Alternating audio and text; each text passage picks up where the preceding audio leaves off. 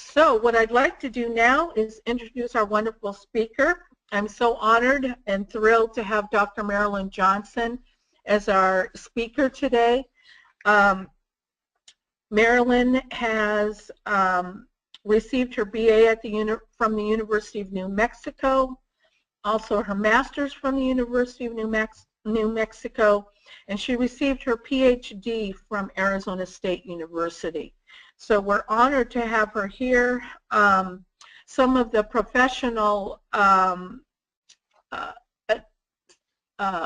organizations that Marilyn has been on has been the state advisory, the National Advisory on the Dropout Prevention Rate. So she has a wealth of knowledge about how transition services affect our Native youth.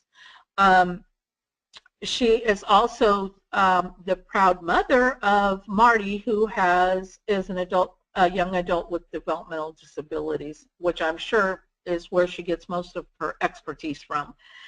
So she has also been the executive director for the Acoma Department of Education, the Pueblo of Acoma in New Mexico, and she has been a monitor for the Bureau of Indian Education Division of Performance and Accountability. So Marilyn brings a wealth of knowledge, a wealth of being on both sides of the table as a parent and as a mother, advocating for Marty, and also serving in the monitoring component at the Bureau of Indian Education, Department of Education. So without further ado, I am going to turn the PowerPoint over to Dr. Marilyn Johnson. Thank you for being with us, Marilyn. Certainly. Thank you very much, Judy, and welcome to the presentation on working with Native families, barriers, and opportunities. This presentation is meant to support your efforts to establish and enhance your involvement with Native American families. I am from the Pueblo of Acoma, which is one of the 19 Pueblo tribes in New Mexico. Professionally, my experience is in special education and in vocational rehabilitation. And as Judy mentioned, I am also the parent of an adult son with a disability, with Down syndrome. So next slide.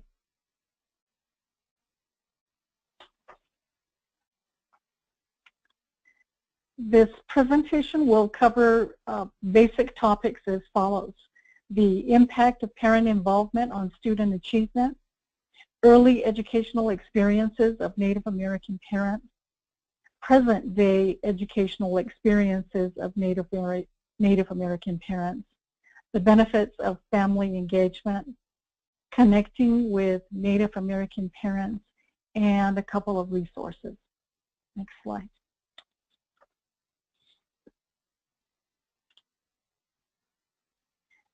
Research supports that parent involvement is a strong predictor of student success in school. In particular, I'll review a couple of areas: the parent-child relationship, the homeschool partnership, and the support for learning outcomes. We know that a child begins learning all the way from infancy from parents and family in the home environment. All the different forms of input, a child is able to hear, see, and experience their environment. A child is fed and comforted.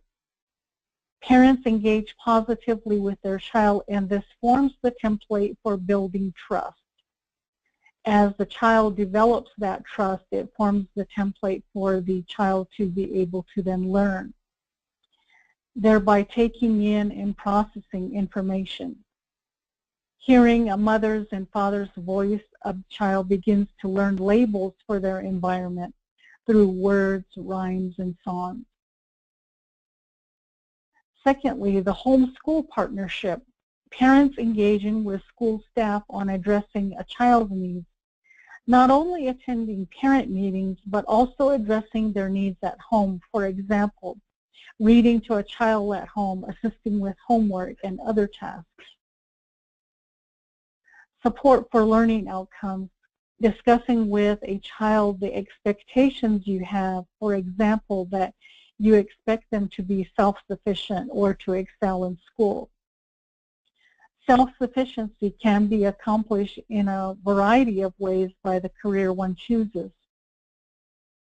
Parents will recognize that children typically evolve in the selection of career options, such as being a basketball player in the NBA, maybe a doctor, a fireman, a custodian, a race car driver.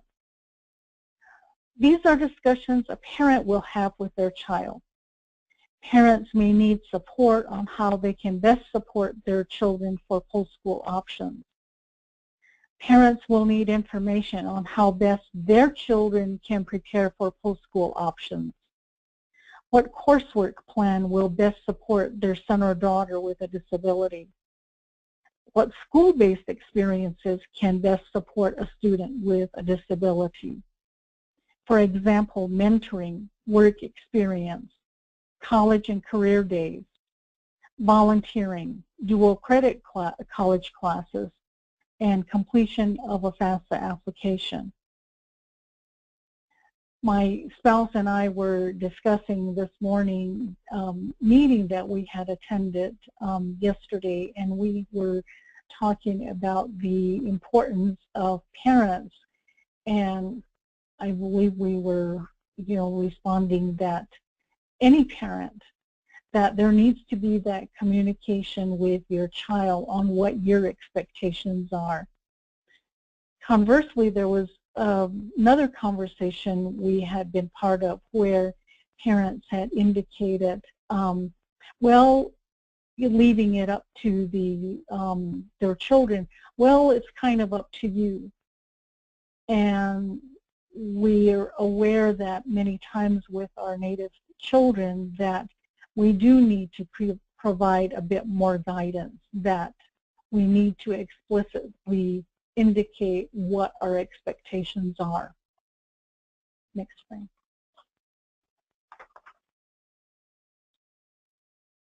The awareness of early educational experiences and generational trauma is really important to share, and above are some examples in the photos of children in the early years, in the early part of the 1900s, when in 1800s, when students were educated and taken off and away from their homes, and a contrasting photo is beside it on what their appearance looked like after they got to school. I think one of the most noticeable things is the traditional attire that the students are wearing, and the new and very different attire that they're wearing once they get to school, especially in the photo of the Navajo student where he's got the long hair, and in the second photo his hair is definitely shorn and certainly has a very different experience. These early educational experiences were often traumatic and confusing. The purpose of education was to Americanize Indian students, and education was the tool through which culture and language of Native people was repressed or extinguished. This was accomplished by separating the student from their families and culture at a very young age. Imagine a young child, 6, 7, or 8 years old, leaving their family. Many children knew only their Indian names, and if they didn't know or didn't have English names, they were given new names. They were forbidden to speak their native languages. If they had long hair, their hair was shorn. Students often stayed at school for the entire school year without coming home for the holidays. Some students stayed at school for 4 to 5 years without coming home. This was all meant to ensure an outcome to, quote, kill the Indian and save the man, end quote. These early educational experiences have had long-term impact on Native people. Some Native people have limited knowledge about their own tribal identity. when I started out my early years in what we called the day schools that were run by the Bureau of Indian Education, I remember, and I know I'm dating myself, but that was probably in the 1950s. I wasn't quite sure what was happening, but I remember going to school, and I remember that there were some families who would bring their children to the school because that was the pickup point for children that were going to go to school at Albuquerque Indian School. And the families, because many of them did not have any vehicles, they would come by wagon. And they would bring their children to the day school because that was where they were going to get picked up. They would come with their foot lockers, and because they were going to stay for the entire year. And they would be taken off to Albuquerque. And so that was the shorter run. You know, today that drive will take me an hour to get into Albuquerque. Maybe when you're driving by wagon, if that's what you have to do, certainly would take a bit longer. In any case, that was, you were leaving home and going off to school. So that was my, early recollection of how that transition occurred of children being transported off to boarding school. Next one.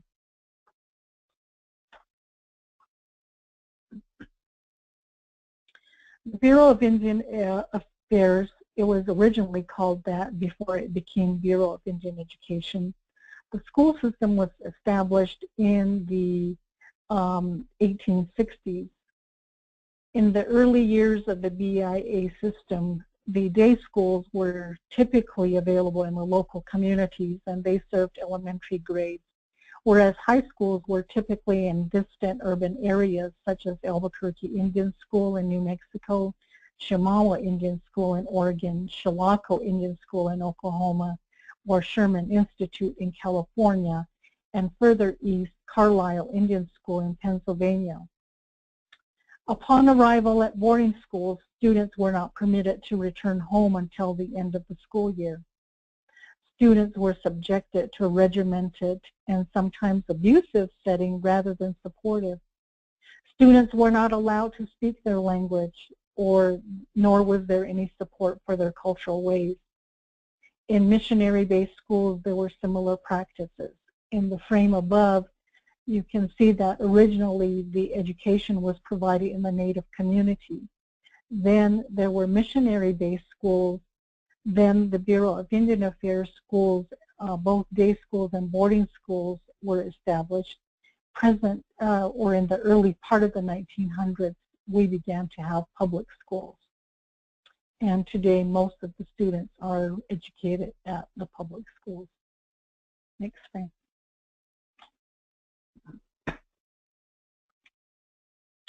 The great majority of students attend public schools. Approximately 8% of Native American students attend BIE schools. Nearly 2/3 of the BIE schools today are under tribal control, and 1/3 are still under federal control. There are some students who attend parochial schools. However, there are fewer options in recent years. For example, St. Catherine's Indian School closed its doors in 1998. Likewise, a few students attend private schools such as Albuquerque Academy in Albuquerque, or St. Pius High School, also in Albuquerque. Unlike the early years of educational experiences for grandparents and the great-grandparents, today's youth are not forced to attend boarding schools. Today's youth attend mostly public schools, and some students elect to attend boarding schools that are perceived to be supportive of them. For example, we know that there's a cluster of students from our tribal communities in New Mexico who attend Chemawa Indian School in Oregon. I've inquired as to why they travel so far away from home, and the students expressed that they get assistance from the school staff on post-school options. Similarly, New Mexico Pueblo students attend Riverside Indian School in Oklahoma for similar reasons. Next thing.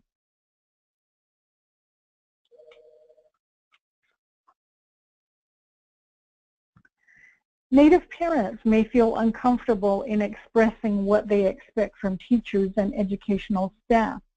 However, they will share what they do notice as positive indicators.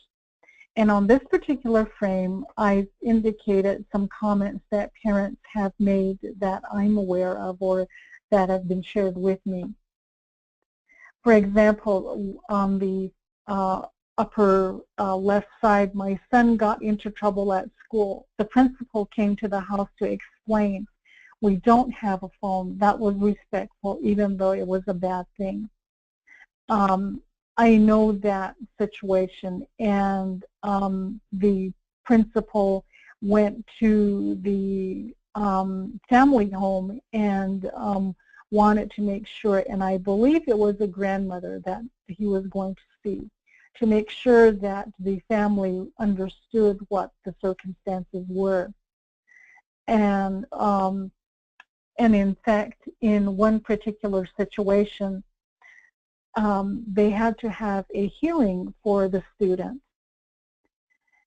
Rather than having the hearing at the school, which is what usually happens, they had the hearing at the family home and made sure that the grandparents were there, both the grandmother and grandfather, and an uncle were there. And the principal wanted to make sure that the other school administrators came because he wanted them to understand who is in the child's life.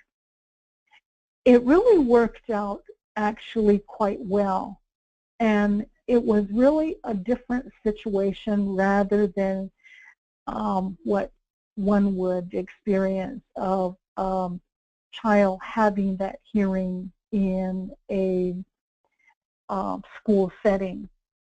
I realize that may not always be the case, but that was evidence to the grandparents of how the school supported the student and the family. Another example is we didn't have the money to buy school pictures for our child. She took a picture of our child and printed a couple of pictures. Our child was so happy, and that was really nice of the teacher to do that. I know that situation as well, and that is what the teacher did. So I think that there are a number of examples. Oh, let me do one more. The teacher came to the powwow. My son was proud to have his teacher see him dance.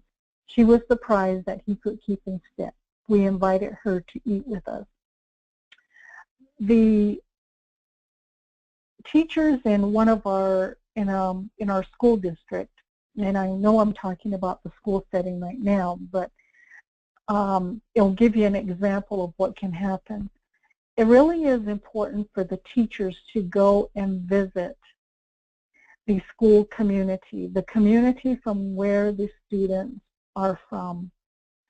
In the absence of that, there is, I would say, a bit of a disconnect. And in one situation, I was explaining to the program staff, this wasn't at a school, but program staff, and said, do you realize what so-and-so does, you know, in the community setting? And I explained to them and said, no.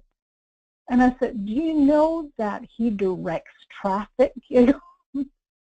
And this young man does have a disability, but he just wanders into, you know, the setting, and the community policemen know him, and they, you know, they just simply recognize that, you know, he will do some of these things.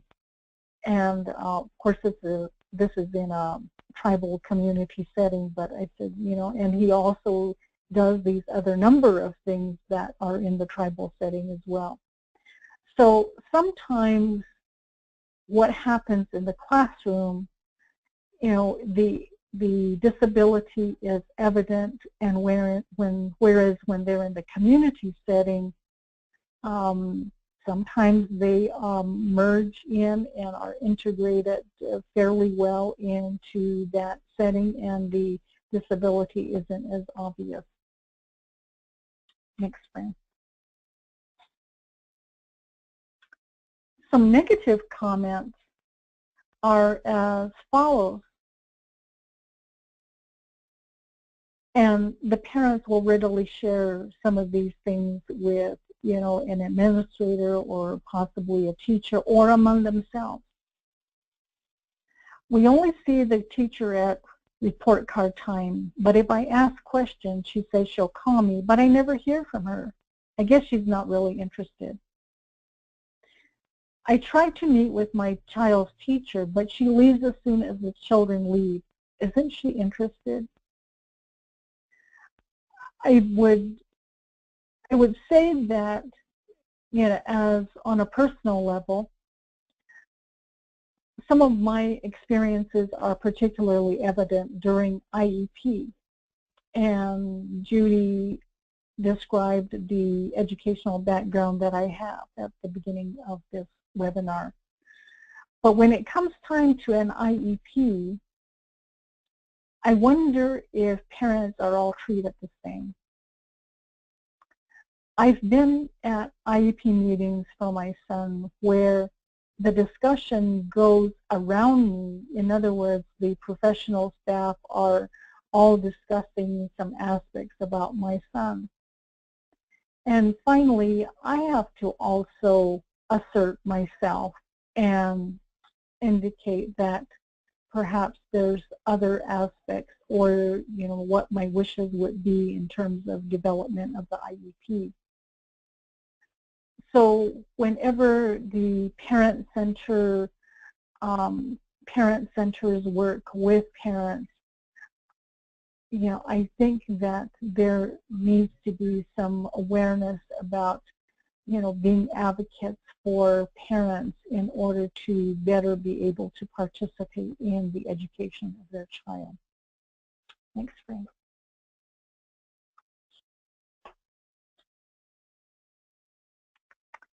Benefits of parent and family engagement.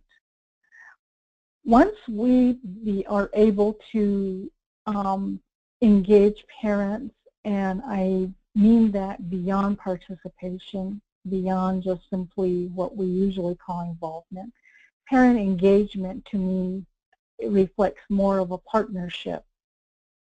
When we reach out, a teacher can develop that trust and invite involvement.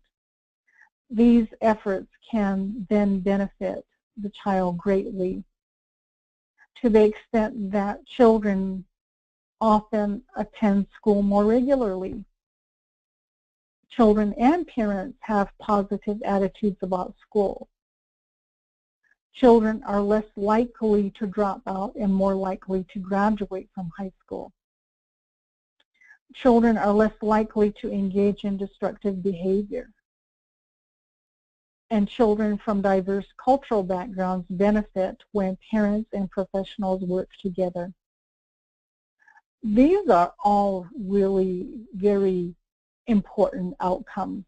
And if, as parents, I believe, want the best for their children, but sometimes that engagement with the school is on the fringe or is not fully developed. So this is really an important aspect about engaging with parents. I was talking with a parent last night. I had not known this parent before, but she moved back to the community. And we began to talk because her child has a disability. And so as we shared information, she was very glad to know that there was another parent and invited her to, you know, if we needed to advocate jointly, to be able to do that. And but I shared with her some things about learning language, and she said that her child is learning sign language, and I shared with her that some of the early efforts that we made in helping my son to communicate, we would pair the sign with the Keres word, with our native word. And she thought that was a pretty good idea, and she especially liked that idea because her family is, many of the family members still speak the native language. And so that was really, helpful to her. Next frame.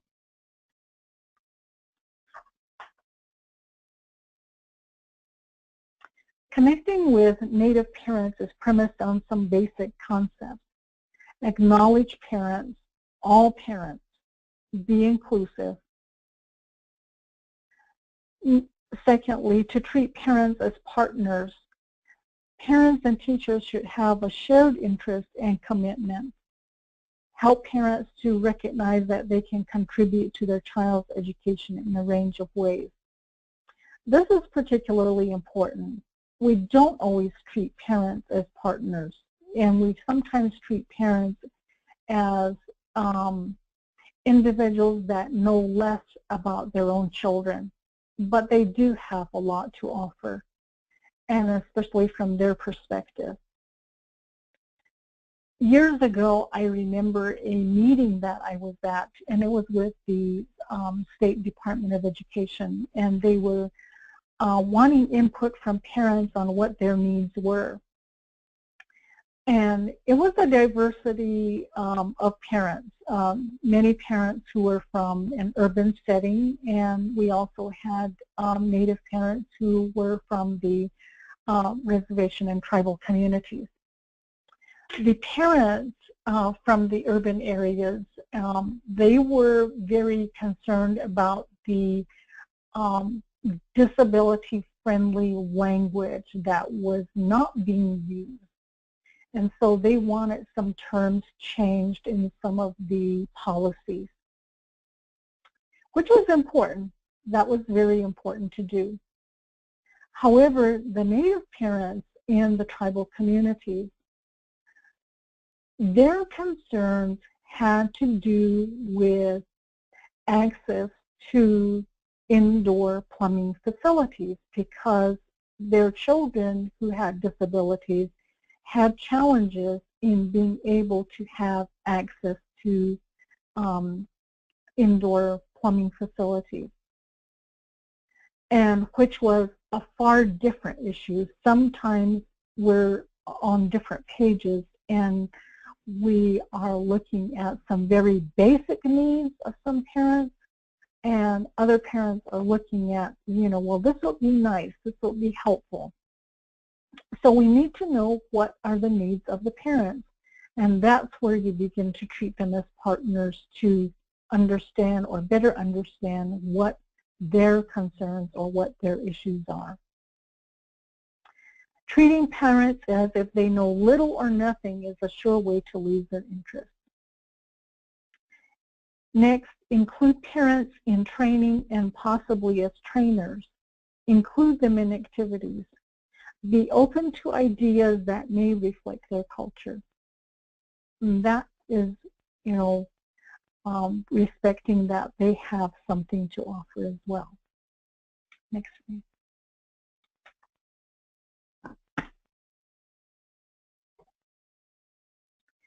This is a very important part to establish trust.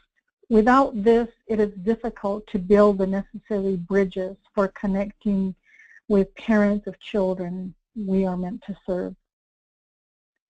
Do not assume that parents have no concerns just because they do not express them.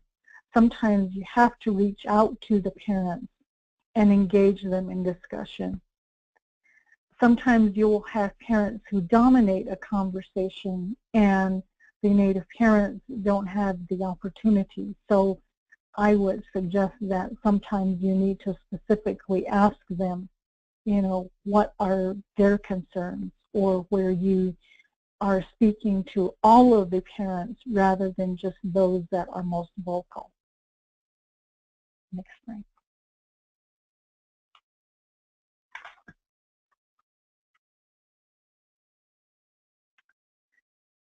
We need to look at a range of ways to support participation by parents. And here's a couple of them. Identifying parent mentors. Mentors can be those that are from, fellow parents or school staff. They could be individuals that simply have an interest in working with parents to navigate and secure resources.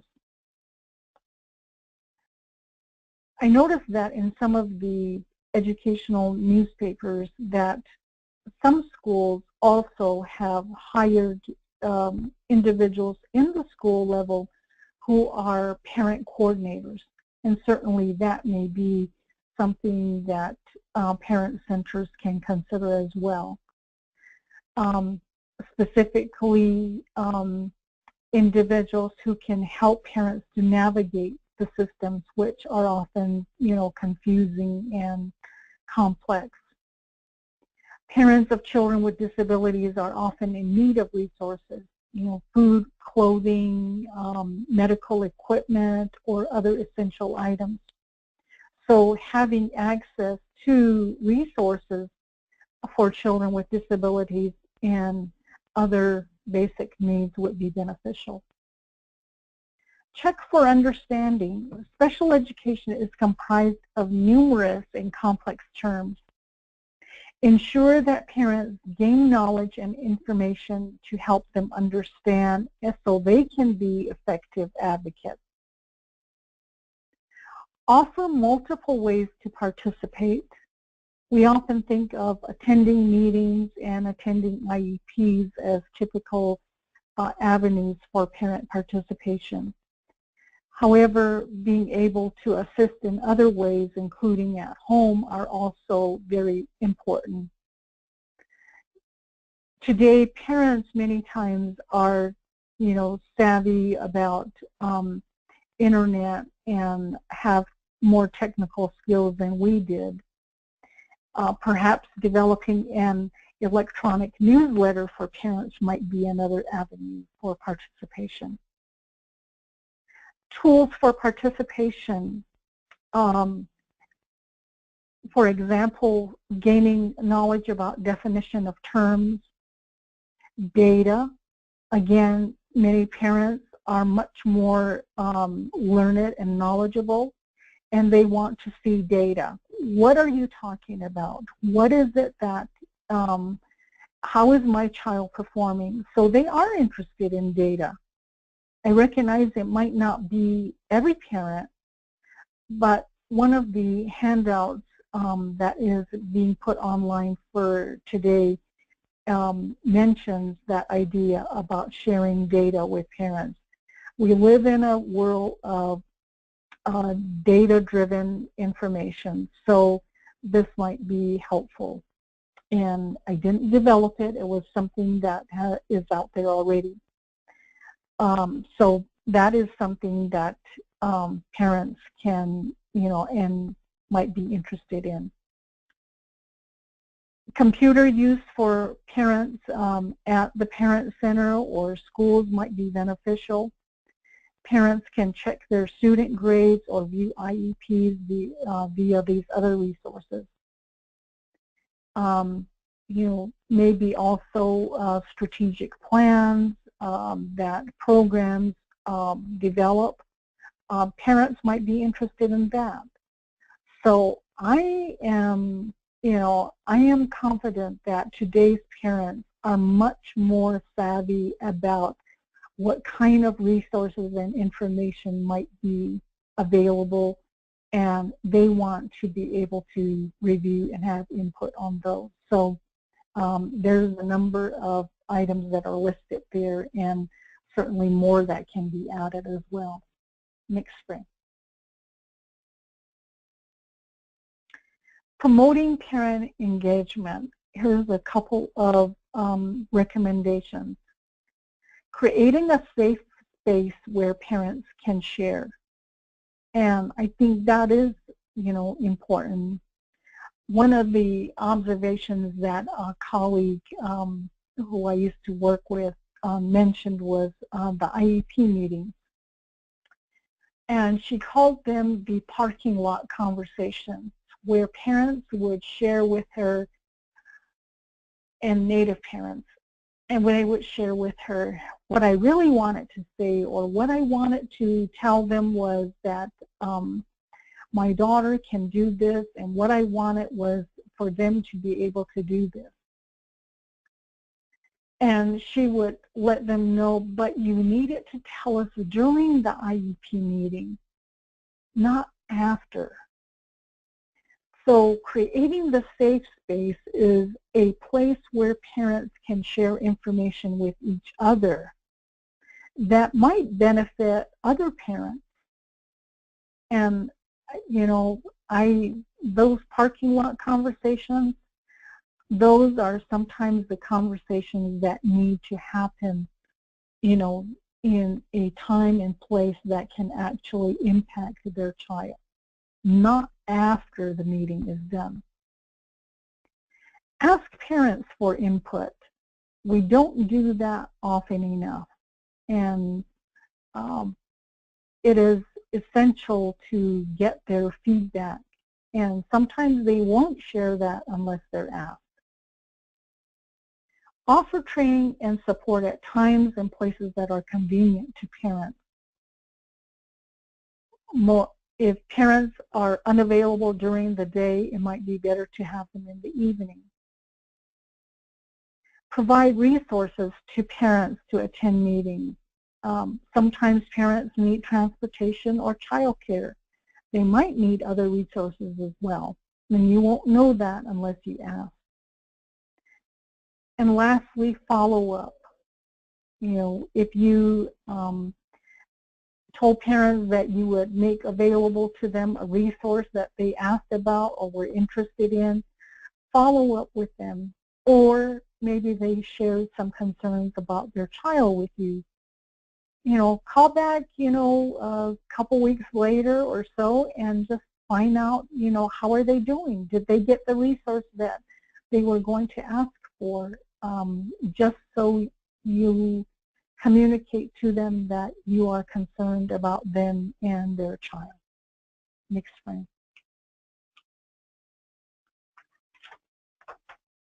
Engaging parents and stakeholders.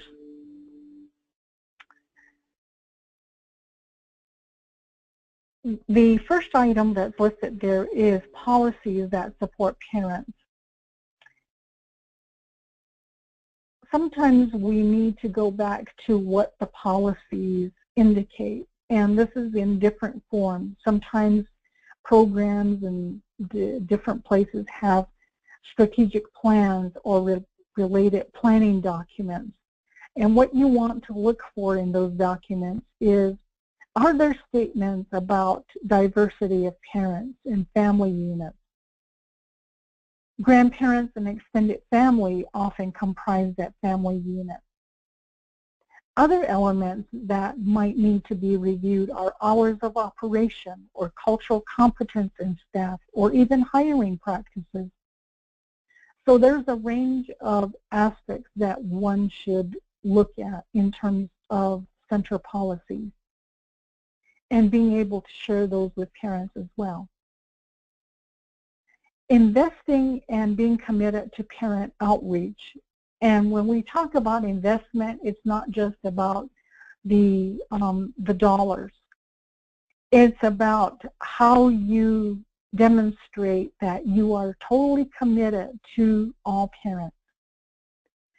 For Native American parents, you know, learning about history and culture of the Native communities you serve.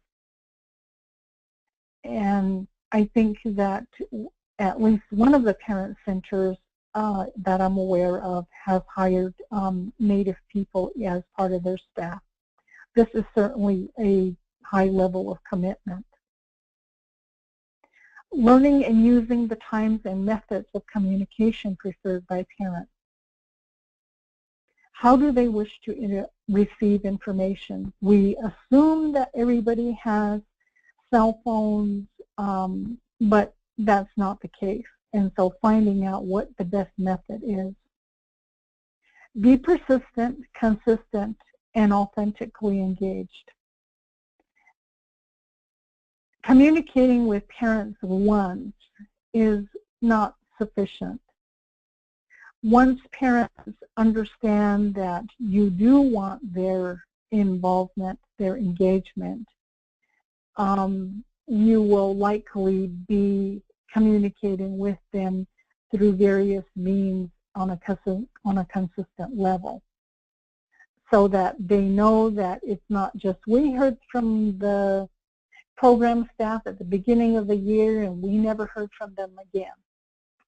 But this would be communication that you are in connection with parents on a consistent basis.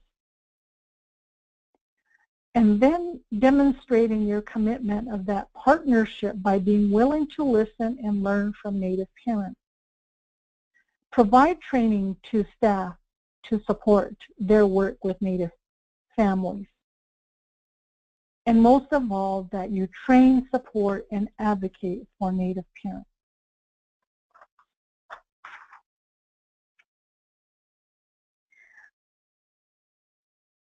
I put a couple of resources together that I thought might be helpful. And there is the one by McAtee on the page listing resources is Examining American Indian Perspectives in the Central Region. That particular document, I think, looks at North, South Dakota, and I put the web link there. It's not specific to parents of children with disabilities, but I thought it would be helpful because I think that some of the same concerns surface in that article. I thought it was helpful, and hopefully you will too. The other one is on the rules of engagement. I know it's a bit more of a research article, but use it as you wish. And then the last one is not specific to Native American families, but it does talk about how data systems can transform that family engagement. And so again, I thought it might be helpful. And that's from the Harvard Family Research Program. I believe that's what it stands for, HFRP. And so again, the web link or website is there as well. So I am going to conclude the session right now and see if there are any questions here. I greatly appreciate your attention to this webinar. Thank you, Dr. Marilyn Johnson. I am looking at the questions right now. There aren't any questions, but there's a few statements. One of them is to caution us, and us being the audience also, about using technology in rural parts of the country. As we know, parents have limited access, especially Native American families have limited availability of laptops and the technology needed to be able to use that still as a good avenue for reaching families. Not just the equipment, but also the technology on reservations is often very limited. They don't get the super highway, fast speed internet connection. And that's part of why I'm doing the webinar here in Albuquerque, because even though we have the fastest internet in our tribal community that we can access, it still is a bit slow and certainly less than optimal. So yes, that is very true. Thanks, Robin. Yeah. Kelsey, can you go back to the slide that had the pictures, the difference in the pictures of the Native American students prior to educational contact? It wasn't so much a comment that we got today. Thank you. That's perfect. But it was a question that we talked about in a group setting. We review our PowerPoint. So in one of these group settings, we were presenting this PowerPoint and to the audience. And I just want you to think, because people, may have judgments about whether, the after pictures are better or the before pictures are better. But what we really want you to understand is the impact of identity in these pictures.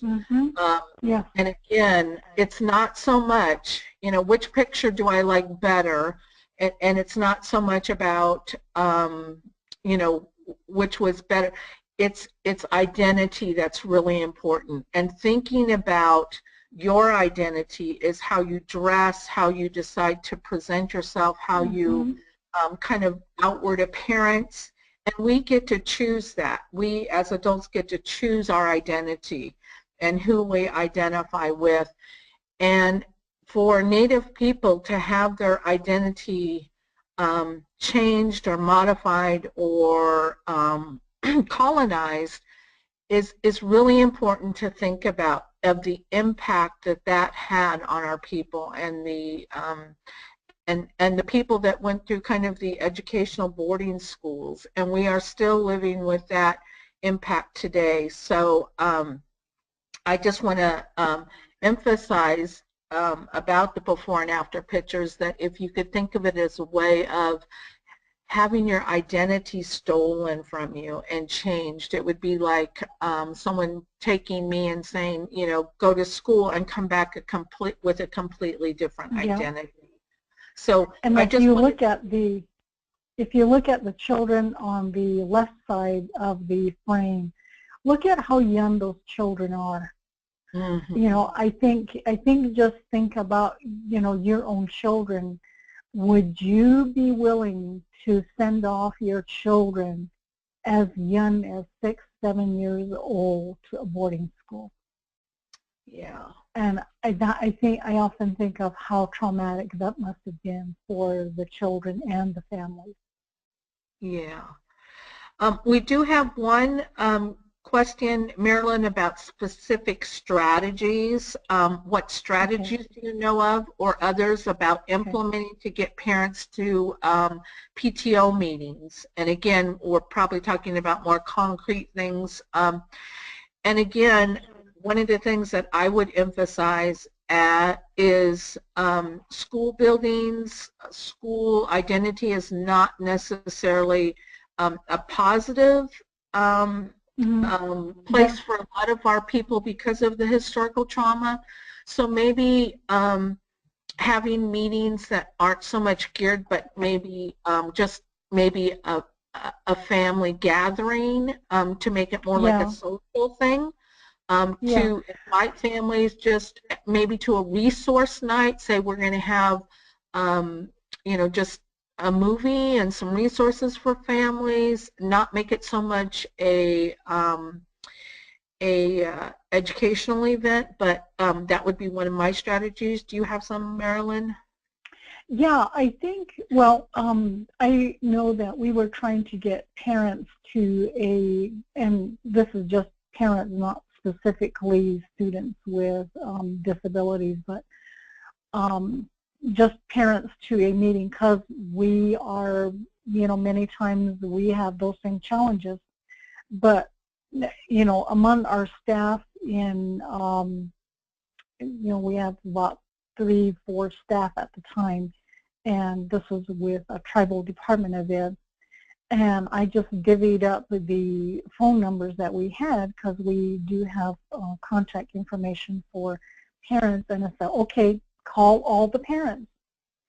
And what my purpose was to connect with those parents and be able to speak with them directly, or I left a message, I left my name, my number, and we really would like you to come to the meeting tonight, you know. So the outcome of that was, you know, we didn't have every parent coming, but what it did give me was a better idea of what some of the challenges are. So we had some families where there was one vehicle and the breadwinner in the family, you know, had use of the vehicle. Another family, the mother was working at night, I believe. And so they indicated, I would like to come, but I'm working that night. So I said, okay, well then, you know, just give me a call back, you know, if you want information. So it was that idea of connecting with a parent. And that was very helpful. So I think that, you know, being able to connect with your parents directly. Sometimes, as I know with a principal, sometimes he would just go to the, you know, family home and say, okay, we're having a meeting next week, you know, would you please be able, you know, would you be able to come and we can, you know, discuss those, and other parents may have similar concerns. So it's that dialogue that you have. And the other part that I also considered as interaction with parents is the interaction that you have, you know, randomly, and I mean those unscheduled interactions you have. So to me, if I meet up with parents at the trading post or at Walmart or whatever, then to me those are interactions also, and I use those as opportunities to engage with the parents. And my husband, who is on the school board for the local public school, you know, he'll run up to Grants to get, you know, to go to the pharmacy or something like that, and I wonder, what is taking so long? And then of course when he gets back, then say, oh, I ran to a couple parents. And so usually they have their extended discussions, you know, sometimes at Walmart. And so to me, those are also opportunities. So I don't dismiss those as opportunities for interaction with parents. I just simply, you know, figure that you have all these different opportunities and they're not always scheduled. Does that make sense? Yes, that's perfect. Using those kind of what we call unintentional moments to make connections with families that is not kind of in a formal setting is so important. Robin Butterfield also raised an important issue about, and we really didn't go too much into it today, but we may want to have a separate webinar about this, is even well-meaning teachers may not be aware of their how they're viewed by Native families in that authoritative and intimidating way, that we're very intimidated by inherent people in authority. So I think it would really be really beneficial to be able to have a webinar about that, about our inherent, because of our historical trauma, the impact that that's had on how we view authority figures. So thank you, Robin, for bringing that up. It seems like, you know, we do have a wide variety of audience members, so I do want to bring up some resources that we didn't list in the handouts, but will be of great value to the audience members. One of them is the Center for Parent Information and Resources, where you can go and get tons of information on ESSA, on parent engagement, on family involvement, techniques, tips, all kinds of webinars. So if you would Google or look up the Center for Parent Information and Resources, which would be at www.parentcenterhub.org, and I will put that in the on the website and on the notes. But they have a variety of resources that are for parents. Also, there's a parent center in every state where you can go and get free resources, and parents can hook up with those mentors that we were talking about. Parent centers are a great resource for tribal communities, any communities that really want to connect better with their family members. And if you go to the Parent Center Hub, they have a place where you can just tap on your state and it'll pull up the Parent Training Information Center in your state. They're a free resource. They are at no cost. So if you have family members you want to connect to them or connect to them yourself as an agency, they can provide free resources and information. You can also go to our website and look up our information, and we will be happy to make those connections for you if you're not sure of who the Parent Training Information Center is. There's a comment on there about parents in metropolitan areas. When we were involved in research in my earlier years, one of the entities that we connected with and that was really helpful with was the urban Indian centers that are in some major cities. Not every city would have an urban Indian center, but a lot of times there will be organizations or programs where Native people can get information or get resources through some agencies. But urban Indian centers were really very helpful. Yeah, and we have a list of those on our website, the Urban Indian Centers. We did a webinar on outreach to through Urban Indian Centers, so you can check those out on our website, www.naptac.org.